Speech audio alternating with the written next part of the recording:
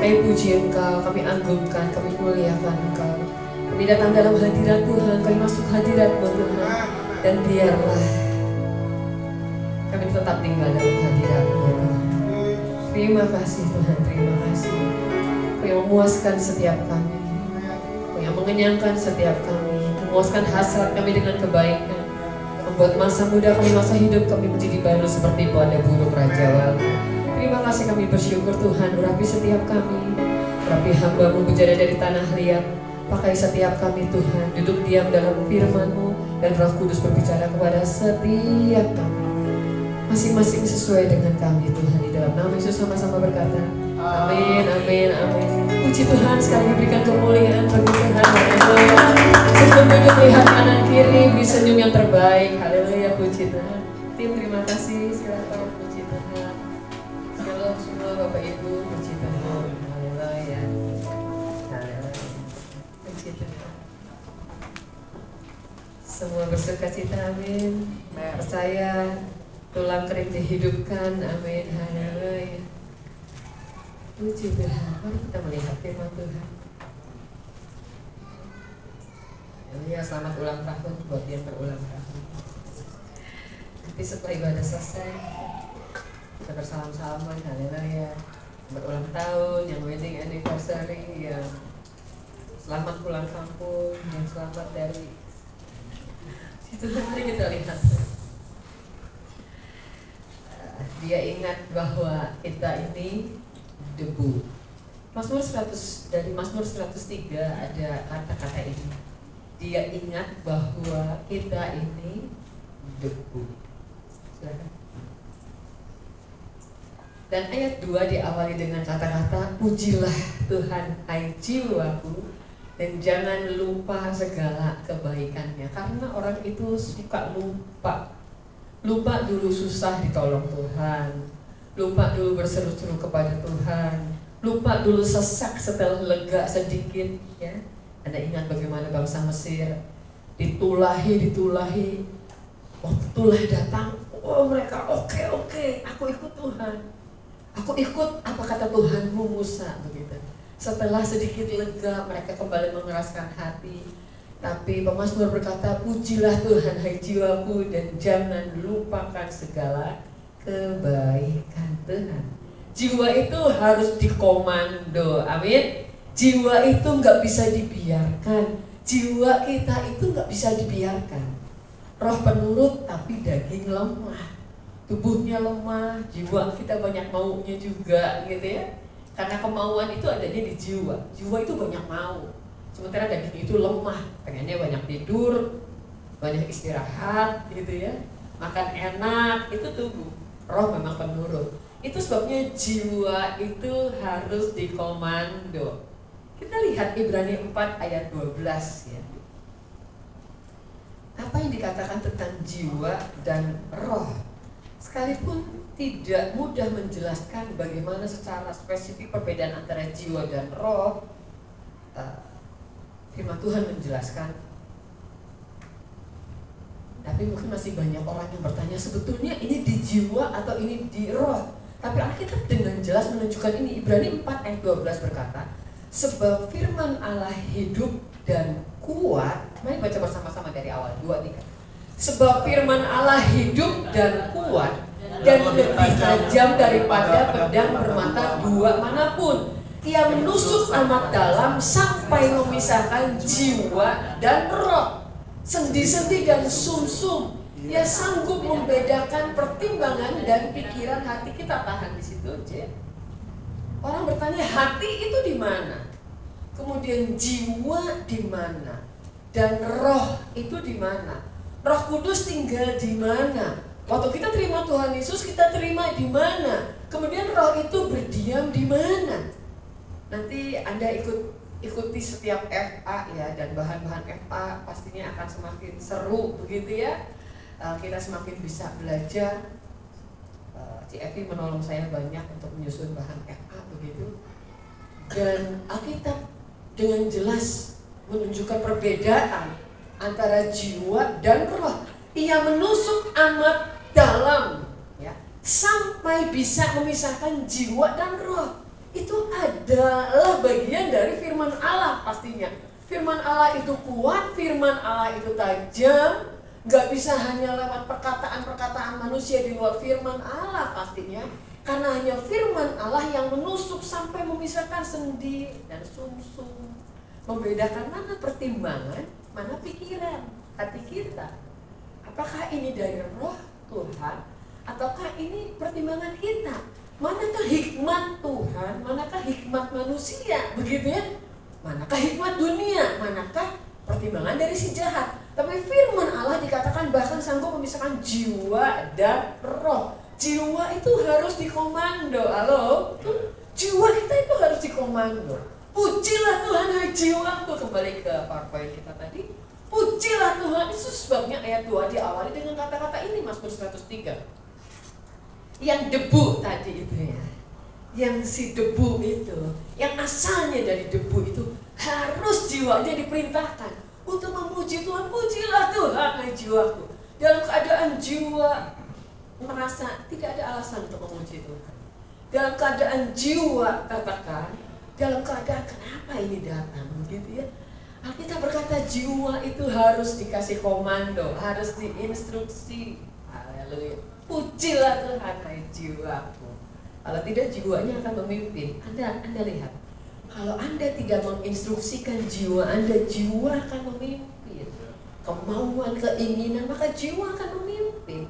Kalau Anda tidak secara tegas, ayo baca Alkitab, haleluya, ayo ibadah, begitu ya, maka jiwa yang akan memimpin. Ada begitu banyak pikiran, ada begitu banyak perasaan, ada begitu banyak alasan, ada begitu banyak hal yang kelihatannya itu make sense, masuk akal semuanya. Itu sebabnya jangan lupakan kebaikannya, amin, haleluya. Jangan lupa kebaikan Tuhan supaya waktu engkau bertambah banyak, kambing dombamu bertambah banyak, emas perakmu bertambah banyak, rumah-rumahmu bertambah banyak. Halo, amin, haleluya. Engkau tidak melupakan Tuhan Allahmu dan engkau tidak berkata kekuatanku lah yang membuat semuanya ini, tapi semuanya hanya karena kekuatan Tuhan, amin. Jangan lupakan segala kebaikannya. Tapi kalau Anda berbuat baik, tentunya kita tidak mengancam orang supaya orang tidak melupakan kebaikan kita. Haleluya. Sebab apa yang kita tabur pasti kita tuai. Dan tuaian itu datangnya dari Tuhan, bukan dari orang yang kita tabur kebaikan. Amin. Haleluya. Sehingga kita tidak kecewa. Sudah berbuat baik, sudah tolong orang, sudah tolong saudara, misal begitu ya. Apa balasannya?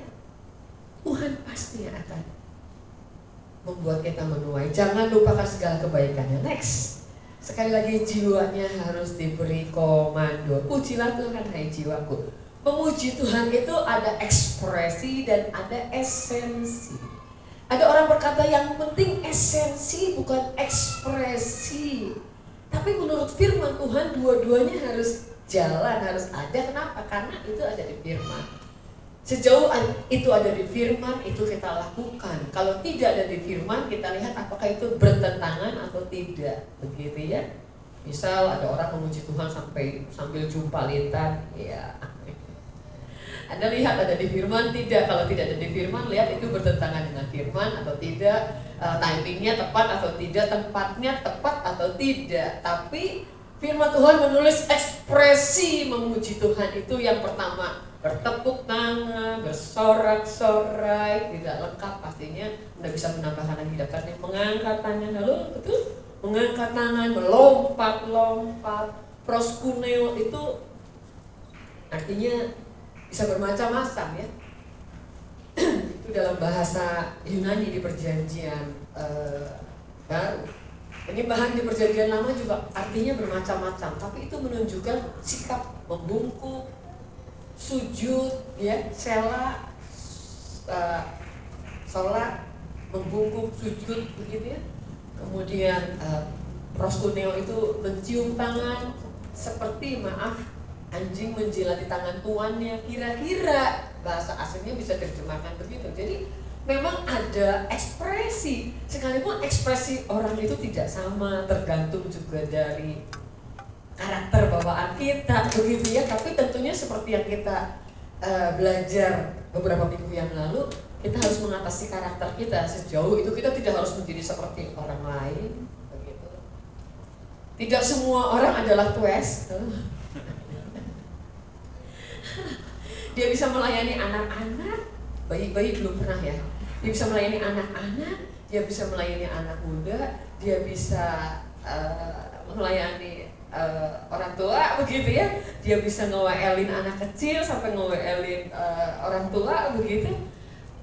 Tapi setiap kita itu tetap harus berekspresi. Haleluya. Sekalipun tidak sama, tapi ujian itu juga menyangkut esensi dan ekspresi. Haleluya. Menurut Anda surga itu hening atau ramai? Menurut Anda surga itu hening atau ramai? Haleluya. Nanti Anda cari di Alkitab ya. Ekspresi ya. Kalau orang berkata ekspresi, oh maaf salah. Oh ya, ekspresi jiwa, ekspresi tubuh tadi. Ekspresi jiwa itu yang di dalam jiwa, esensi di dalam jiwa itu bersuka cita ya. Hatinya dipenuhi dengan syukur, tidak bersungut-sungut, tidak mengeluh, itu artinya memuji. Dan apa yang ada di dalam itu pastinya tertampil keluar. Ada orang yang cuma jaga luarnya doang. Ada orang yang luarnya sepertinya gitu, auranya positif, sepertinya nggak pernah sedih, tapi orang nggak tahu dalamnya.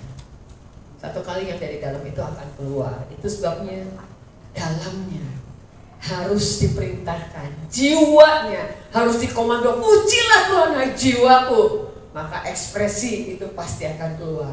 Pujilah Tuhan, jangan ngeluh, jangan bersungut-sungut. Jiwa itu harus diperintah, karena kalau enggak jiwa itu pengennya ngeluh. Dapat kesulitan dikit ngeluh, betul nggak? Lo sakit, iya sih. Ada orang yang punya kadar sakit, daya tahan terhadap rasa sakit sekian, ada yang sekian, begitu ya. Ada yang sekian masih bisa lewatin, ada yang sekian nggak bisa. Ada ibu melahirkan yang nggak tahan, nggak bisa, gitu ya. Sesar aja, ya. Oke lah, kita juga nggak bisa menyamaratakan, begitu. Ada yang masih bisa, ada yang udah nggak tahan sakit, minta bagaimana lah begitu, nggak tahan sekali. Level kesakitannya beda-beda memang, dan daya tahan juga beda-beda. Tapi baik setiap kita samanya adalah tidak mengeluh, tidak bersungut-sungut. Amin, haleluya. Tidak mengeluh, tidak bersungut-sungut. Ada ibu-ibu yang baru mulus dikit udah lahir anaknya itu, sampai lahir di beca, kok bisa gitu ya? Sampai lahir di mana? Bulan lalu ada salah satu rekan kita itu udah berjuang, dia 24 jam mulus, tapi bayinya nggak lahir-lahir. Saya bilang, saya hibur, nggak apa-apa, ibu juga dulu gitu, tenang aja, haleluya. Bayinya betah, apalagi mana kita nggak lahir-lahir gitu ya. Aduh, sampai sudah waktunya jadi harus menyerahkan diri. Tapi yang sama adalah jangan mengeluh, jangan bersungut-sungut. Amin. Hati dipenuhi dengan syukur. Pujilah Tuhan, jiwanya harus dikasih komando yang jelas. Puji Tuhan, nggak ada alasan. Puji Tuhan, nggak masuk akal. Puji Tuhan, pujilah Tuhan. Membangunkan jiwa yang sedang tertekan, mengangkat roh untuk jangan melupakan kebaikan Tuhan. Kalau dulu pernah ditolong Tuhan, sekarang pasti ditolong Tuhan. Amin, haleluya. Gak ada dari antara kita yang gak pernah ditolong Tuhan. Kita ada sampai sekarang itu karena pertolongan Tuhan. Melewati semua masa, maka Tuhan pasti menolong kita lagi di depan. Amin. Jangan melupakan kebaikan Tuhan. Dulu pernah ditolong Tuhan, pasti ditolong Tuhan lagi. Sekarang berhasil, itu karena pertolongan Tuhan. Kalau mau di depan berhasil, tetap mengandalkan Tuhan. Amin, haleluya. Next. New beginning itu dimulai ketika debu ini memberikan diri. Dia ingat kita ini debu. Tapi semua yang baru itu dimulai ketika debu ini memberikan diri. Kalau nggak memberikan diri, hanya berkata, aku ini debu, cacing tanah, nggak ada guna, nggak berarti. Betul memang. Tapi ketika debu ini memberi diri, haleluya, menerima, menempatkan Yesus sebagai Tuhan, maka sesuatu di alam roh sedang berubah. Kita nggak bisa lihat dengan mata kita apa yang terjadi di alam roh, betul? Nggak bisa kelihatan dengan mata kita. Tapi sesuatu pasti berubah, amin. Ketika debu ini memberikan diri kepada Tuhan, ketika Anda yang merasa bahwa Anda tidak berharga, kurang berharga, itu memberikan diri kepada Tuhan, maka sesuatu di alam roh sedang terjadi. Ketika Anda membimbing seseorang untuk menerima Yesus sebagai Tuhan, wow, orang mungkin berkata, bagaimana? Waktu Anda membimbing seseorang untuk menerima Yesus sebagai Tuhan, sebetulnya sesuatu di alam roh sedang terjadi. Kenapa orang percaya kerasukan setan?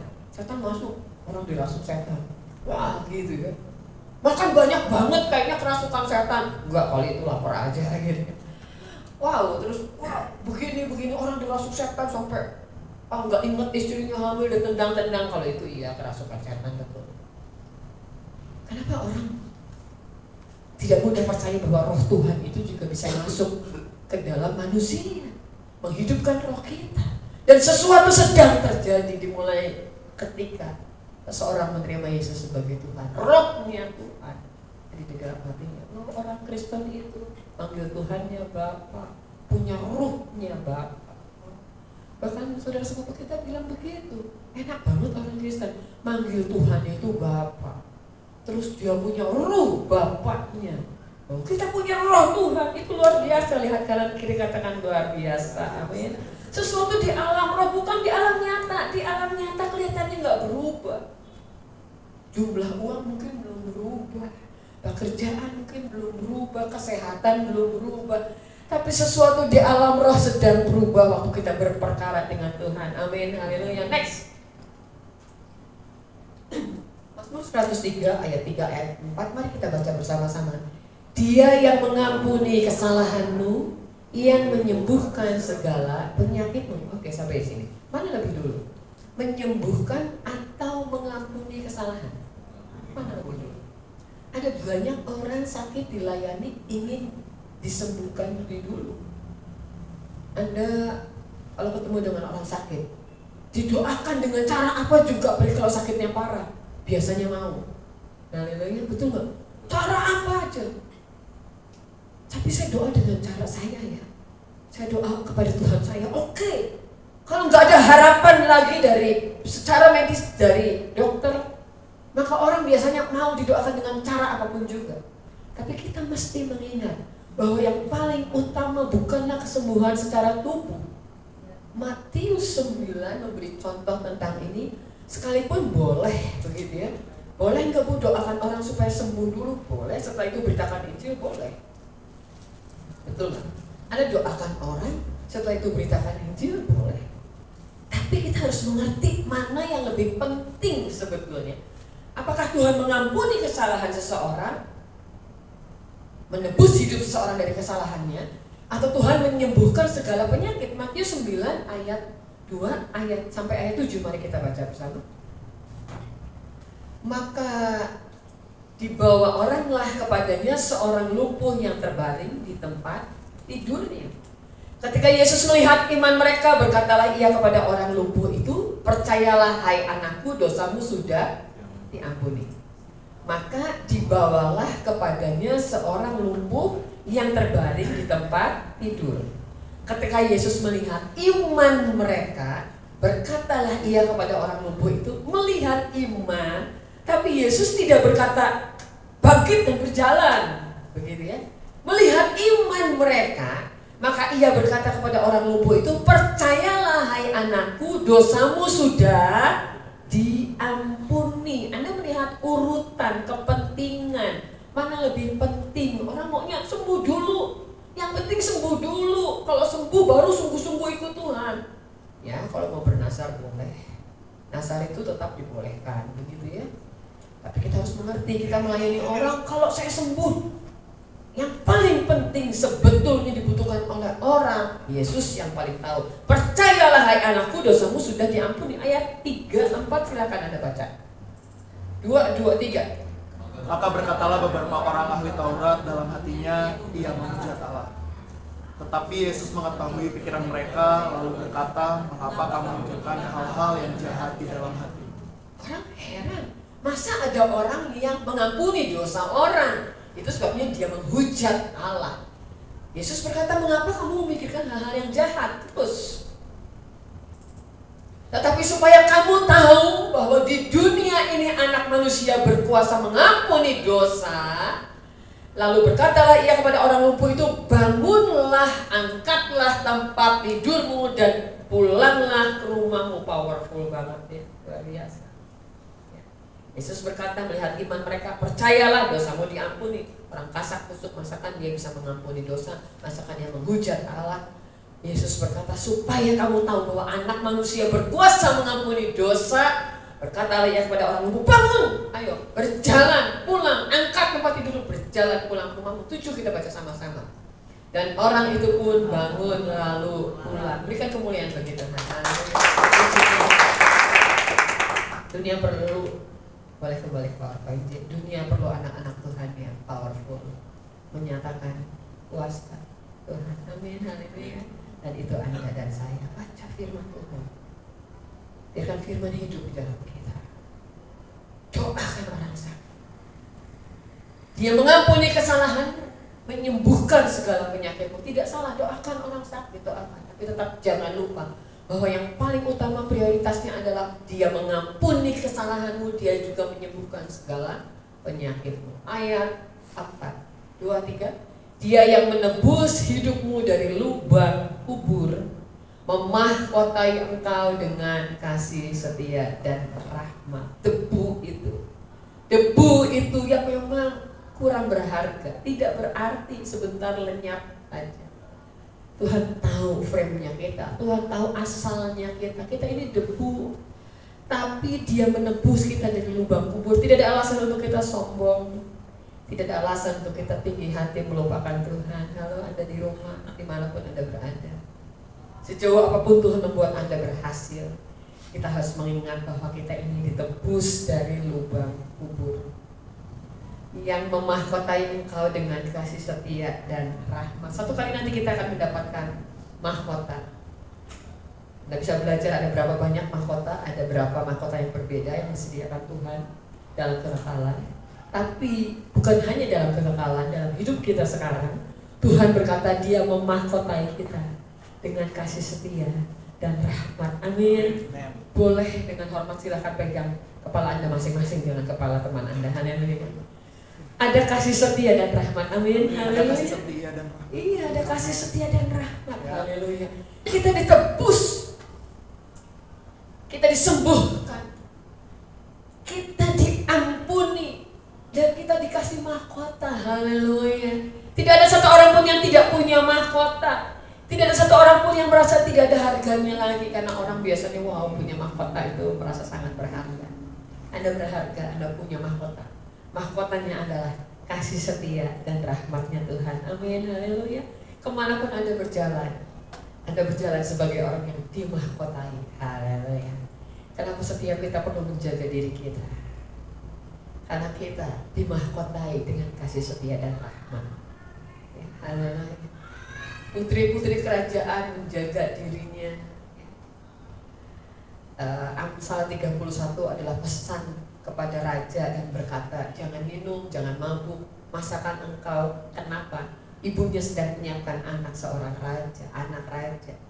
Untuk kita berjalan, kita mengerti bahwa kita dimahkotai Tuhan dengan kasih setia, dengan rahmat. Maka kita berjalan, kita jaga hidup kita sebagai orang yang dimahkotai oleh Tuhan. Amin, haleluya. Dan kita mengejar mahkota-mahkota yang disediakan oleh Tuhan nanti di dalam kekekalan. Luar biasa. Tuhan menghargai, Tuhan kasih reward untuk setiap hal yang kita kerjakan. Tidak ada yang pernah sia-sia engkau kerjakan bagi Tuhan, baik untuk hidup sekarang maupun untuk hidup yang akan datang. Haleluya. Akan sia-sia. Tuhan yang memahkotai kita sejak sekarang. Tuhan juga yang menyediakan mahkota bagi setiap kita. Next. Mari baca kembali bersama ayat 5. Dialah Dia yang memuaskan hasratmu dengan kebaikan, sehingga masa mudamu menjadi baru seperti pada burung raja wali. Kenapa dikatakan masa muda? Karena masa muda adalah masa yang penuh dengan hasrat, cita-cita. Kalau udah tua, orang-orang yang merasa tua berumur juga masih boleh punya cita-cita. Tapi biasanya nggak banyak lagi cita-citanya. Cita-cita ngasuh cucu gitu, aduh mulia sekali cita-citanya, haleluya. Yang punya anak satu pengen anaknya punya anak banyak supaya cucunya banyak gitu ya. Loh, dia memuaskan hasratmu. Tapi anak-anak muda itu penuh dengan hasrat. Gak apa-apa, bagus. Dia memuaskan hasratmu dengan kebaikan. Haleluya. Setiap keinginanmu, kata Tuhan, jangan khawatir ikut Tuhan, jangan takut ikut Tuhan. Anak-anak muda jangan takut memberi diri, memberi masa muda buat Tuhan. Dia memuaskan hasratmu dengan kebaikan. Amin. Amin, kebaikan. Pasti yang Tuhan pikirkan. Sungguh besar, tadi ya, sungguh indah yang kau pikirkan tentangku, tak terselami. Yang Tuhan pikir untuk Anda hanyalah kebaikan. Amin. Kebaikan. Anak muda jangan takut. Aduh, gitu ya.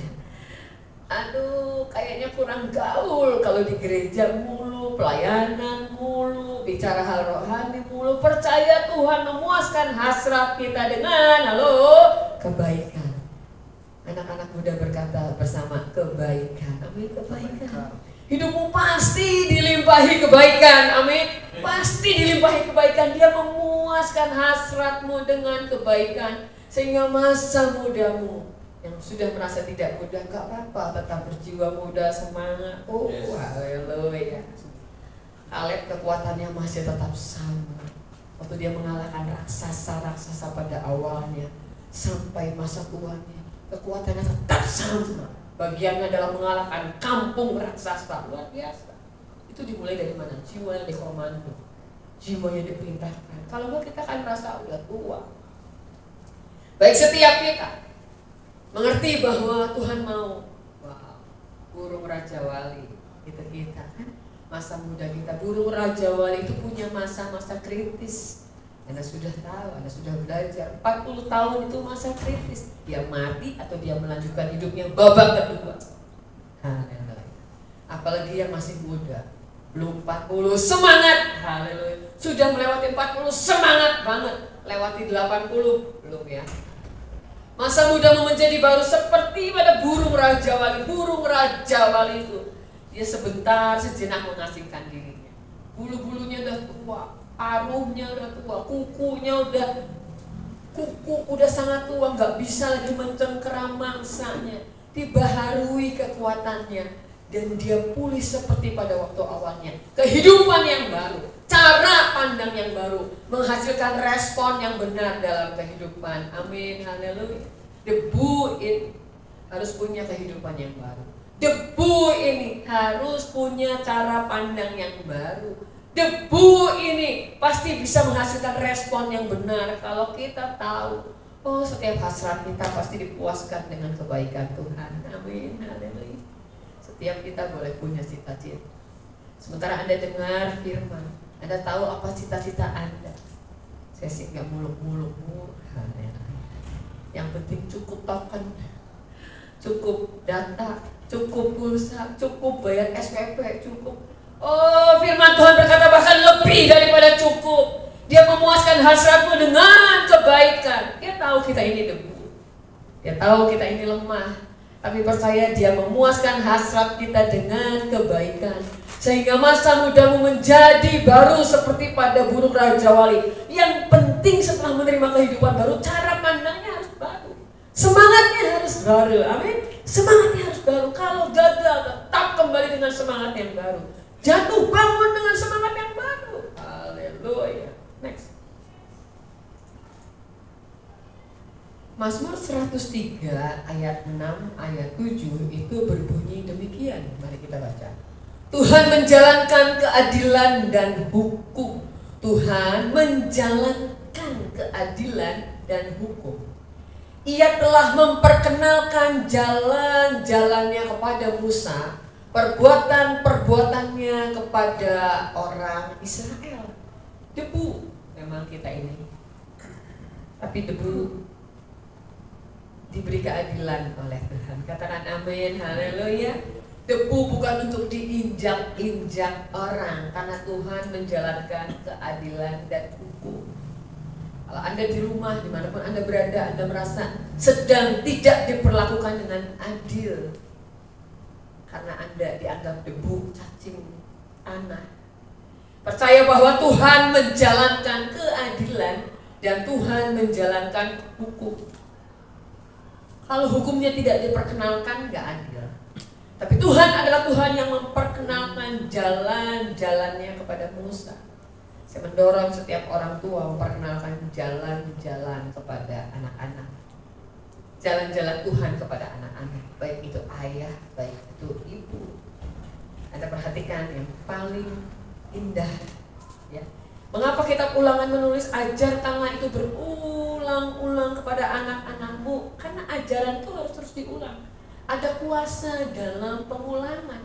Nggak bisa diajarkan sekali kemudian selesai. Tuhan mengajar berulang-ulang, betul?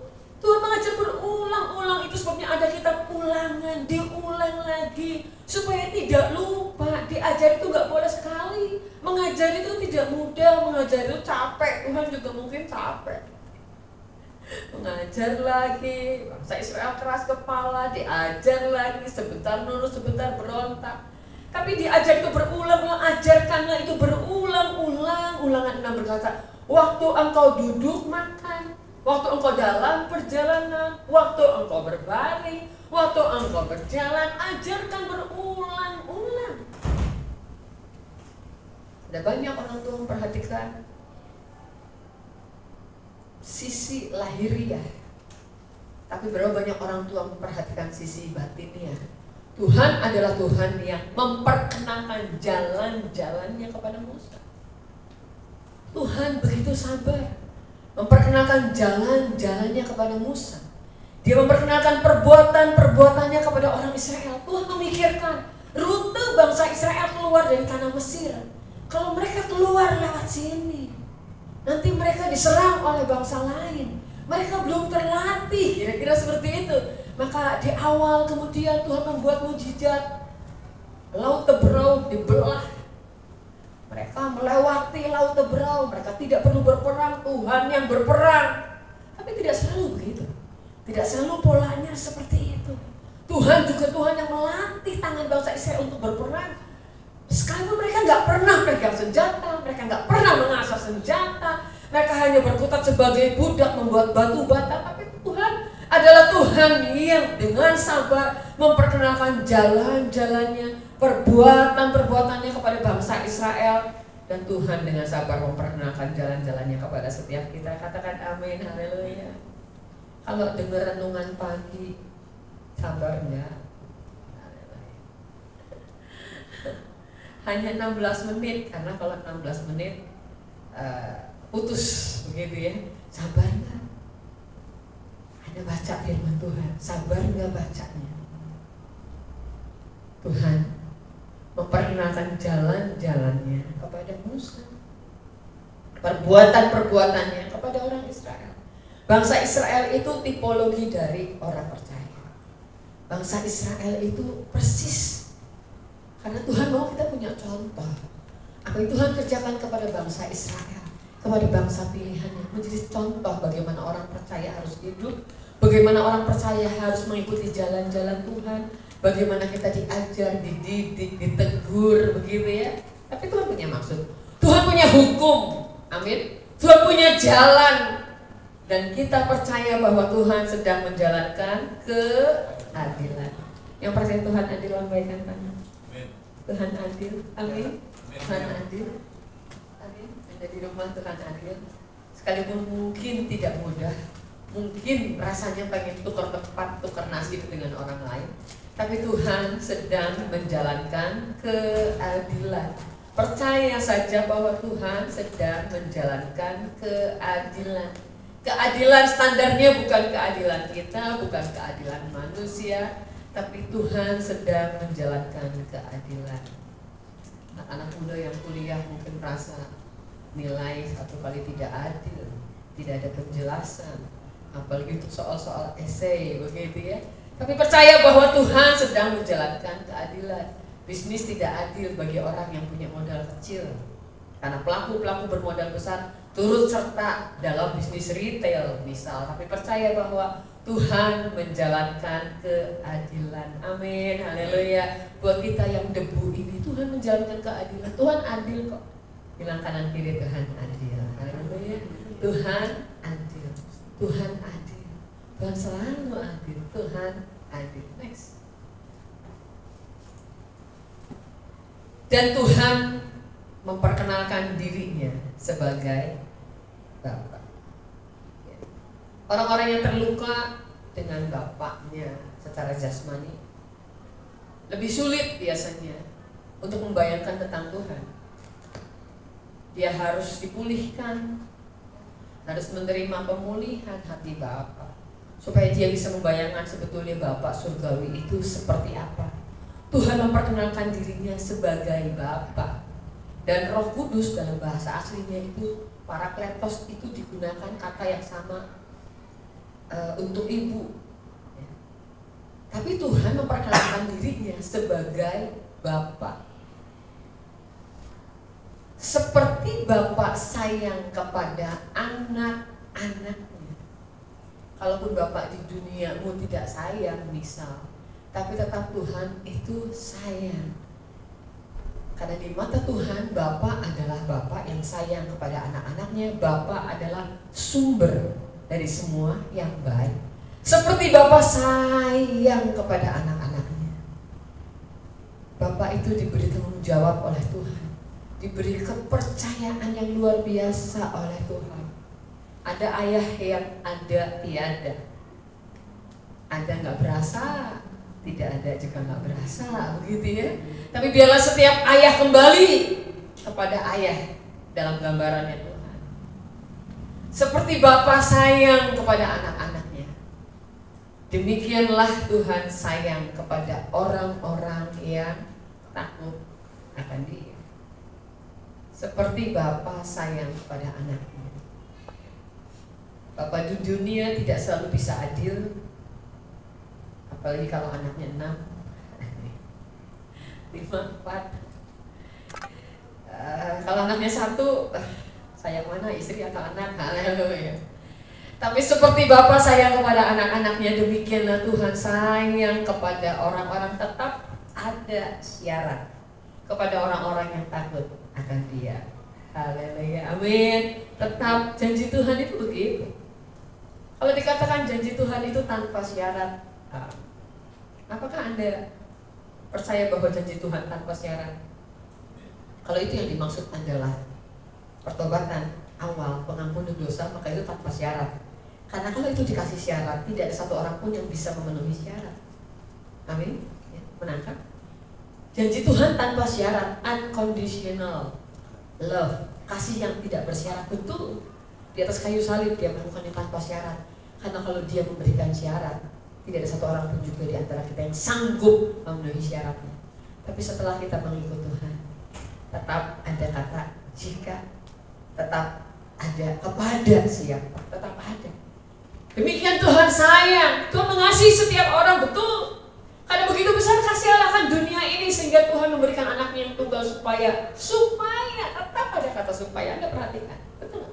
Yohanes 3 ayat 16, karena begitu besar kasih Allah akan dunia ini dikasihi Tuhan, supaya barang siapa, tetap ada syarat, barang siapa yang percaya kepadanya.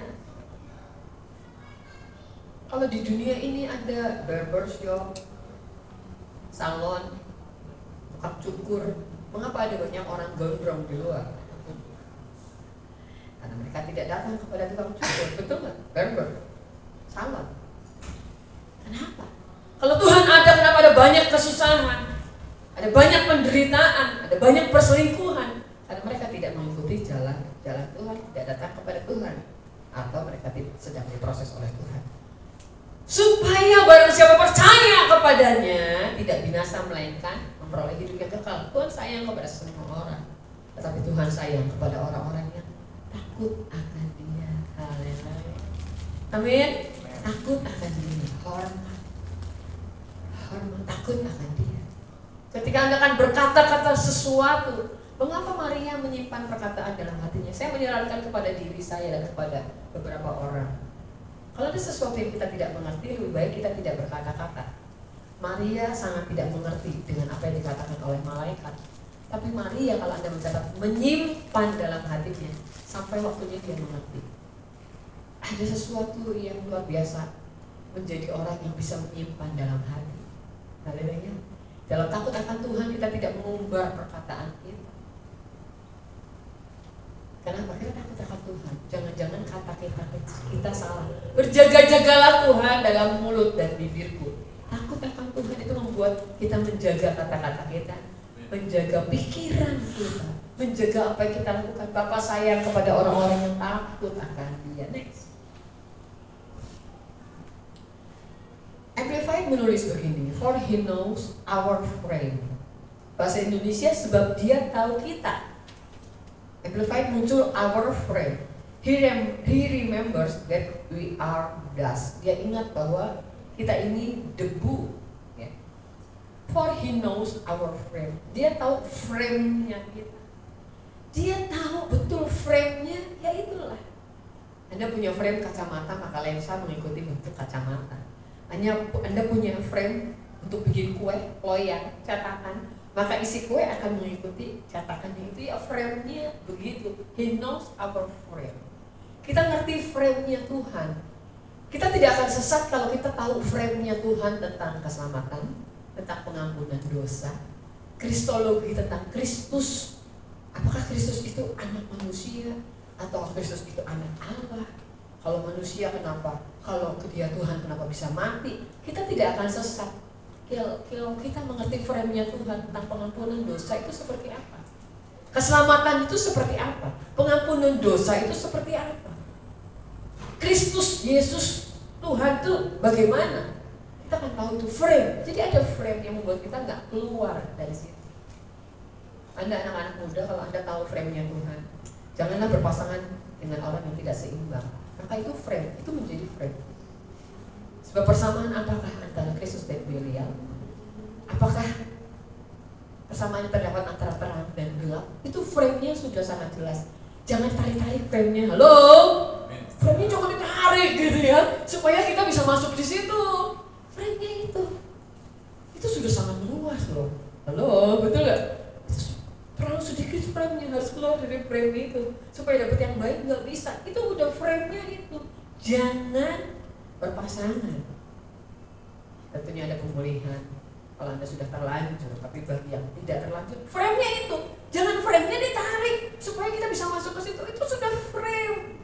Apakah Anda merasa Anda harus tarik loyang begitu? Enggak. Ya loyangnya begitu, maka bentuknya akan seperti itu. Kecuali ganti loyang. Ganti loyang berarti ganti frame. Ganti frame. Kalau itu bukan dari Tuhan, terus dari siapa? Ada begitu. Frame-nya harus begitu, maka harus begitu. Frame suami istri, ya itu. Ya begitu frame-nya. Saya pernah melayani konseling dan saya berkata, ini pernikahan mau dilanjut atau tidak? Sudah konseling beberapa kali. Kalau tidak ada titik temu, maka gak apa kok. Beberapa kali juga yang sudah mulai konseling, tapi gak banyak. Itu membatalkan pernikahan Anda. Ada yang sudah 1 kali konseling, kemudian ternyata menikah itu gak gampang juga ya, gitu ya. Daripada batalnya nanti lo udah menikah loh. Kalau sudah konseling 1, 2, 3 kali dan dirasa kayaknya makin gak bisa deh, makin gak cocok deh, begitu ya, lebih baik jangan dilanjutkan. Gak apa-apa, gak akan didenda. Surat nikah juga belum dicetak, haleluya. Frame-nya tetap adalah frame. For He knows our frame. Dia tahu kita. Sebab Dia tahu kita, Dia ingat. Tuhan itu ingat. Kalau kita lagi gak mau ibadah, Tuhan ingat. Kita ini debu, haleluya. Kalau kita ini lagi malas doa, Tuhan ingat kita ini debu. Tapi nanti kita akan lihat ayat. Seperti rumput di padang, seperti bunga di padang. Mazmur 103 menulis begitu ya. Next, debu, rumput, bunga.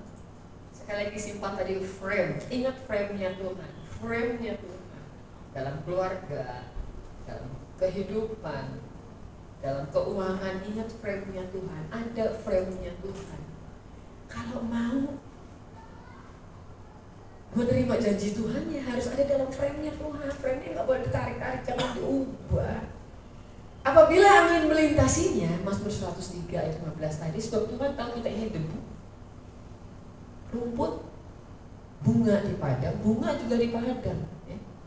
Apabila angin melintasinya, apabila badai melintasinya, apabila masalah melintasinya, dia tidak ada lagi dan tempatnya tidak mengenalnya lagi. Kuburan di Pandu tadinya ya, saya dapat info itu harus dibayar terus restitusinya setiap tahun, ya. Sekalipun tidak mahal, tapi itu harus dibayar untuk menunjukkan bahwa ada keluarga yang mengurus, ada keluarga yang masih mengenal. Karena kalau enggak bisa ditumpuk atau dibongkar, atau ya kan lahan semakin berkurang begitu ya. Jadi bukan hanya masalah uangnya mungkin juga ya pasti diperlukan untuk perawatan, kebersihan dan semuanya. Tapi lebih daripada uangnya, apakah ada keluarga yang masih mengenal, yang masih mau mengurus, yang masihnya setidaknya lah begitu ya merawat anaknya. Kalau tidak akan dibongkar, ditumpuk sama orang lain yang lebih membutuhkan. Kira-kira begitu kalau udah mungkin batasnya entah berapa tahun begitu. Dan tepatnya tidak mengenalnya lagi. Tidak ada lagi. Karena kita ini memang debu. Debu akan kembali kepada debu. Roh kembali kepada penciptanya. Tapi debu harus tetap semangat. Amin, haleluya. Karena kita ini berharga. Jangan berpikir aku ini debu. Lihat semua ayatnya lengkap. Debu itu galau kalau angin melewati. Debu itu labil. Betul nggak? Debu itu labil kan? Debu itu goyah, gampang goyah.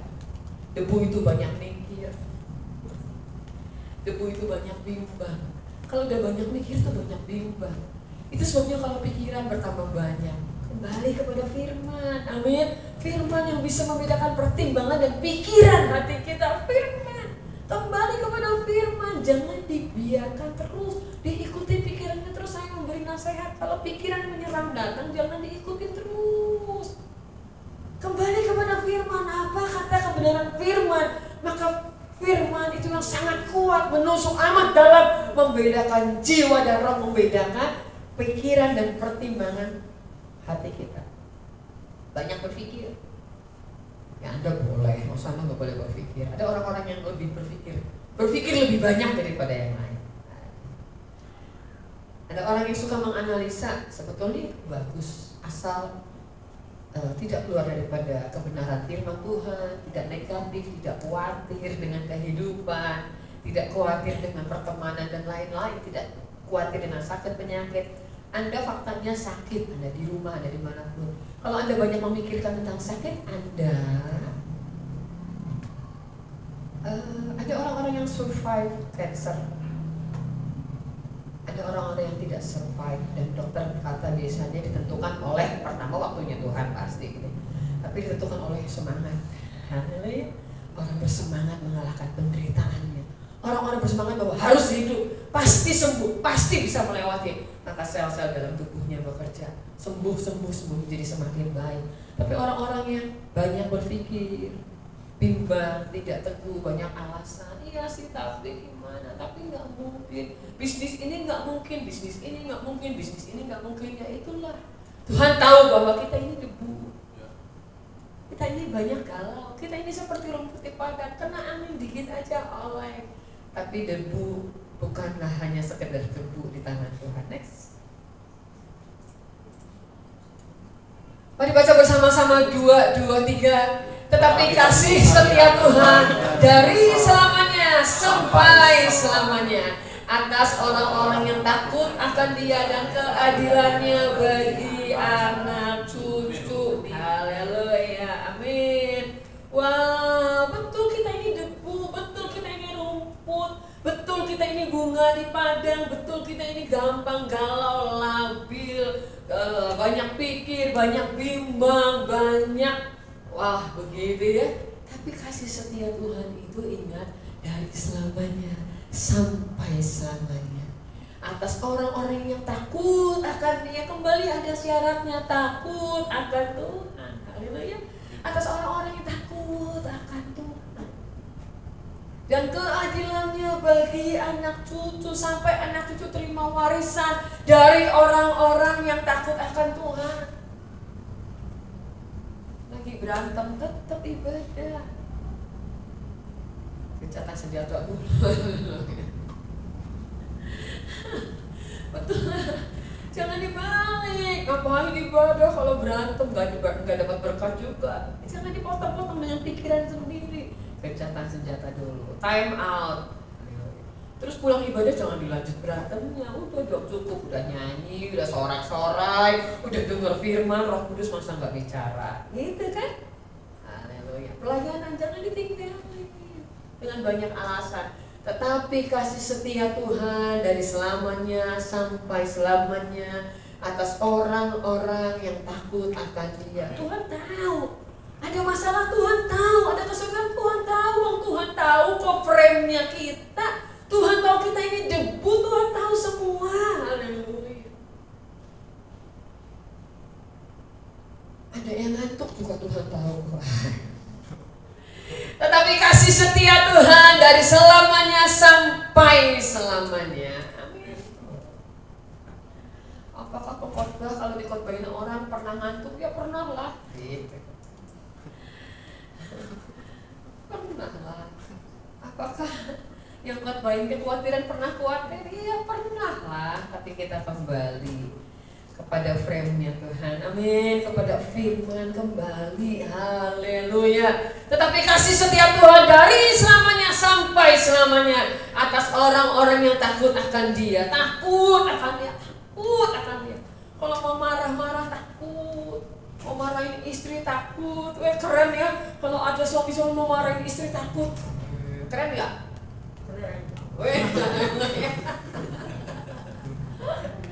Sebaliknya, istri-istri mau marahin suami takut akan Tuhan, bukan takut digebuk, takut akan Tuhan. Keren nggak? Suami-suami, halo, sekarang yang jawab suami dong. Suami-suami kalau istri mau marah-marah takut akan Tuhan. Keren nggak? Keren, betul nggak? Karena takut akan Tuhan. Mau ngomel-ngomel nggak ada makanan, aduh takut akan Tuhan, terkeselak nih gitu ya. Makanlah. Haleluya. Betul nggak? Atas orang-orang yang takut akan Dia itu luar biasa. Waktu Anda takut akan Tuhan, Anda tidak perlu takut akan kehidupan. Betul? Cukup Anda takut akan Tuhan, Anda tidak perlu takut akan kehidupan. Takut akan Tuhan itu adalah warisan sampai ke anak cucu. Warisan sampai anak cucu. Saya takut kalau jika bawa motor lagi. Tapi kata Tuhan, takut itu perlu akan Tuhan aja. Takut akan Tuhan aja. Haleluya, betul nggak? Takut akan Tuhan aja. Haleluya. Takut akan Tuhan.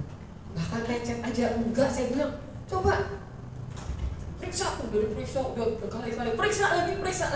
Nanti di rumah mandi, keluar pakai celana pendek, mama mau periksa. Diperiksa lagi, besoknya bangun tidur. Biasanya kalau bangun tidur baru kerasa memar-marnya, periksa lagi. Belum periksa, terus kenapa? Saya takut. Kok bisa ya? Kalau dipikir ceritanya gimana juga kayaknya nggak masuk akal. Kok bisa? Kacamata hitamnya masih nempel di mata. Masuk kantor masih pakai kacamata hitam, orang pikir gaya-gayaan. Padahal kacamata biasanya ada di tas itu agak bengkok, ketekan. Tapi laptopnya aman, yang ketindihan badannya itu diganjel. Badannya diganjel laptop, jadi nggak kena aspal. Laptopnya diganjel malaikat, jadi laptopnya aman juga.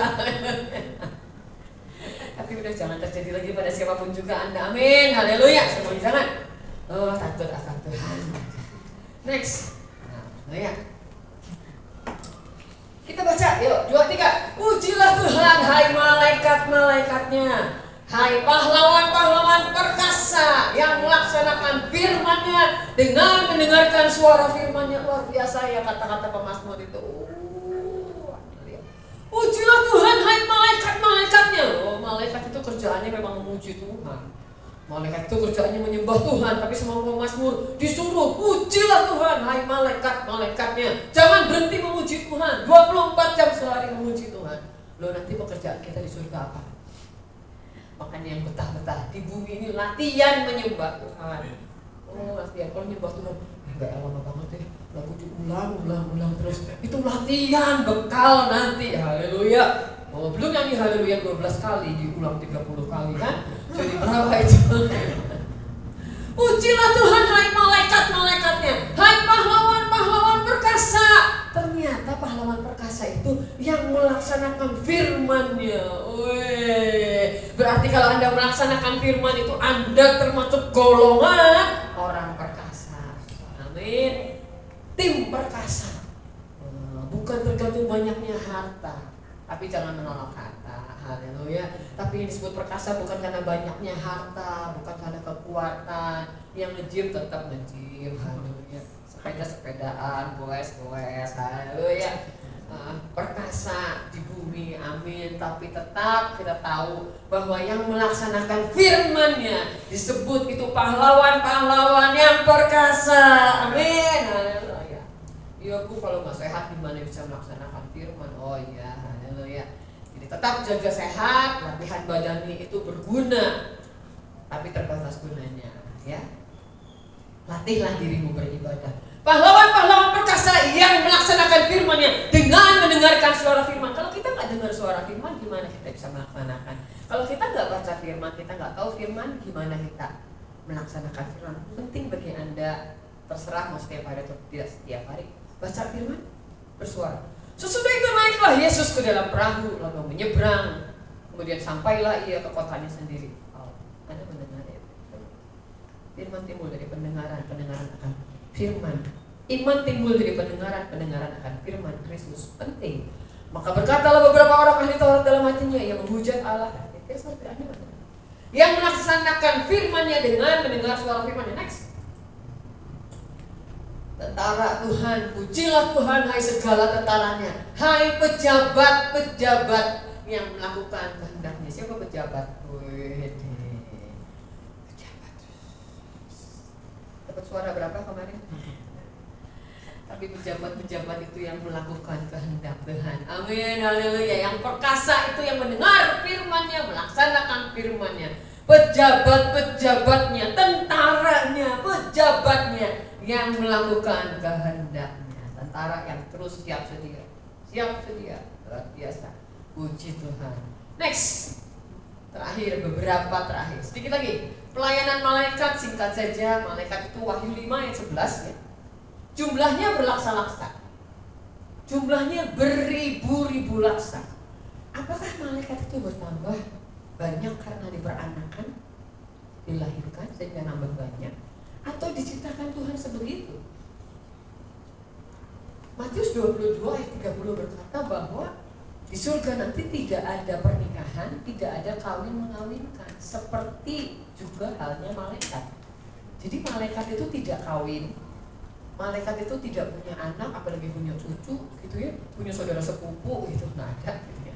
Ini nanti engkongnya malaikat ini, kemudian ini enggak. Jadi malaikat itu memang diciptakan Tuhan dalam jumlah yang sangat besar, tentara yang sangat besar. Haleluya. Jadi jangan takut, malaikat itu banyak. Sepertiga malaikat dibuang ke bumi, tapi masih ada 2/3 itu banyak. Ya. Kemudian pelayanan malaikat itu memuji, menyembah Tuhan terus menerus. Anda bisa lihat Yesaya, Anda bisa lihat kitab Wahyu, waktu kita tidak banyak. Ibrani 1 ayat 14 itu menulis roh-roh yang disebut itu malaikat. Bukankah mereka semua adalah roh-roh yang melayani? Jadi malaikat itu adalah makhluk roh yang melayani. Apakah malaikat bisa menampakkan diri? Bisa. Dalam beberapa bagian Alkitab, seperti malaikat datang kepada Abraham, wujudnya bisa seperti manusia. Kalau malaikat saja bisa mengambil wujud manusia, masakan Tuhan tidak mengambil rupa manusia, tidak bisa mengambil rupa manusia. Kalau malaikat saja bisa mengambil rupa manusia, tapi malaikat saja roh yang melayani, yang diutus untuk melayani mereka yang harus memperoleh keselamatan. Jadi kalau ada di antara Anda Bapak Ibu, teman-teman yang keluarganya belum diselamatkan, keluarga besar belum diselamatkan, rekan-rekan, Anda boleh minta pelayanan malaikat, karena malaikat itu adalah roh yang diutus untuk mereka yang memperoleh keselamatan. Tuhan kirim malaikat, Tuhan tolong kirim malaikat supaya mereka melayani saudara-saudaraku, keluargaku, supaya mereka diselamatkan. Katakan amin, haleluya. Jadi malaikat itu roh yang diutus untuk melayani keselamatan. Mazmur 34 ayat 7, keluar masuk, berkemah di sekitar orang yang takut akan Tuhan, melindungi orang percaya. Mazmur 91, Matius 18, Kisah 12 ayat 15 itu menunjukkan malaikat. Alkitab menulis malaikat anak-anak kecil, begitu ya. Alkitab menulis malaikat di Kisah para Rasul, menyertai pelayanan para rasul. Alkitab menulis tentang pelayanan malaikat. Ya. Bu, saya lihat malaikat. Ya puji Tuhan, memang malaikat ada. Bu, ibadah kita ada malaikat. Ya puji Tuhan, Roh Kudus hadir, malaikat memang ada. Malaikat menyertai orang percaya, membawa pesan Tuhan kepada Abraham, kepada Daniel, kepada Maria, dan kepada banyak lagi. Berperang melaksanakan firman Tuhan. Katakan amin. Sampai firman itu jadi. Ada malaikat yang dengan gagah perkasa membuat firman itu jadi. Katakan amin. Yang terakhir, pemuji boleh maju ke depan dan menyiapkan diri kita mengambil bagian dalam perjamuan Tuhan. Slide terakhir silakan. Dia tahu kita ini debu, rumput, bunga di padang. Lihat hal-hal yang luar biasa yang Tuhan kerjakan bagi setiap kita. Kita diampuni, amin. Kita disembuhkan, kita ditebus dari kubur, kita diberi mahkota. Yang debu itu loh, sungguh indah. Kita punya hasrat, dan Tuhan memuaskan keinginan kita dengan kebaikan. Kalau tidak terlaksana, percaya bahwa Tuhan itu ingin memberikan kebaikan bagi setiap kita. Masa muda kita menjadi baru. Tuhan memberi hukum. Tuhan memberi hukum. Tuhan tidak melepas kita begitu saja yang adalah debu itu. Tuhan menyatakan dirinya sebagai Bapa. Tuhan bahkan memberikan malaikat untuk memastikan hukumnya terjadi bagi setiap kita. Katakan amin. Sebegitu Tuhan memikirkan kita. Dan menyiapkan diri mengambil bagian.